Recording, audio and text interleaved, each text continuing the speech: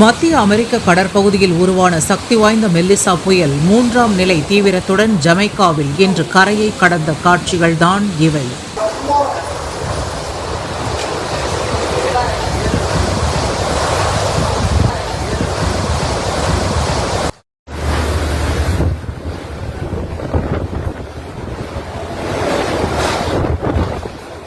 மெலிசா புயல் கரையை கடந்தபோது மணிக்கு 230 கிலோமீட்டர் வேகத்தில் காற்று சுழன்று வீசியது.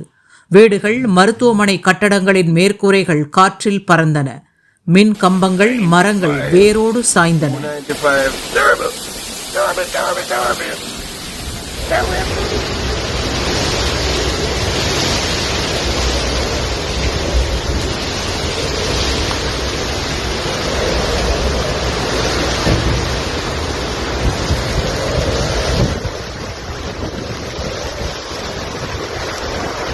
சூறைக்காற்றுடன் கனமழையும் கொட்டியதால் கடும் வெள்ளப்பெருக்கு ஏற்பட்டு ஜமைக்கா தீவு முழுவதும் வெள்ளத்தில் மிதக்கிறது.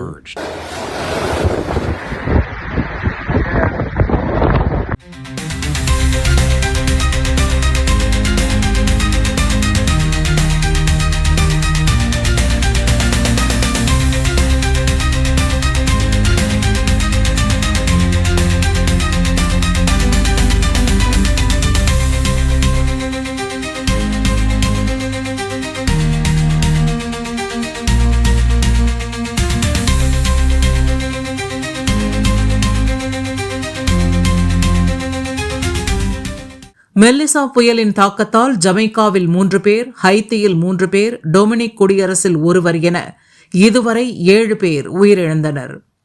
பேரிடர் பகுதியாக அறிவித்திருக்கும் ஜமைக்கா பிரதமர் ஆண்ட்ரூ ஹோல்னஸ் நிலச்சரிவு மற்றும் கனமழை அபாயமும் இருப்பதாக எச்சரித்திருக்கிறார்.